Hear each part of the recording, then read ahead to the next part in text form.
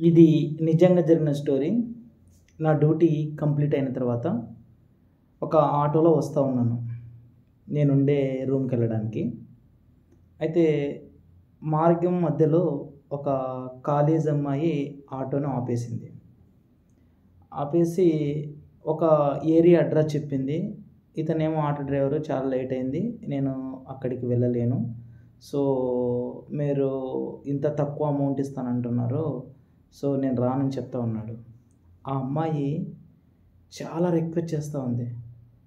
Uncle, uncle please uncle, please uncle, please uncle అక్కడ drop చేయండి uncle అని అడుగుతూ ఉంది. సరే అని చెప్పేసి నేను ఆ అమ్మాయిని అడిగాను. ఎందుకు లేట్ అయిందంటే ఆ అమ్మాయి చెప్పిన విషయం ఏంటంటే, బస్సు పంక్చర్ అయింది. అందుకని లేట్ అయిందని చెప్పింది. మరి దీనికెందుకు ఇంత టెన్షన్ పడుతున్నావంటే, లేదు మా ఇంట్లో వాళ్ళు నన్ను తిడతారు అని చెప్పింది. అంటే నేను చెప్పాను, మీ ఇంట్లో వాళ్ళకి ఏదైతే జరిగిందో అదే చెప్పు అని చెప్పాను. అయితే మా ఇంట్లో వాళ్ళు నమ్మరు అని అమ్మాయి ఆ డ్రైవర్‌ని ఇంకా రిక్వెస్ట్ చేస్తూ ఉంది. ఈ లోపల నేను దిగవలసిన ప్లేస్ వచ్చింది. దిగి వెళ్ళేటప్పుడు ఛార్జ్ ఇస్తా ఉన్నానన్నమాట. సో, ఆ అమ్మాయి ఫేస్ చూస్తే బాధ అనిపించింది. అప్పుడు సరే నా పాకెట్‌లో నుంచి కాస్త అమౌంట్ ఇచ్చి, ఆ అమ్మాయి ఎక్కడైతే డ్రాప్ చేయమంటుందో అక్కడ డ్రాప్ చేయమని చెప్పాను.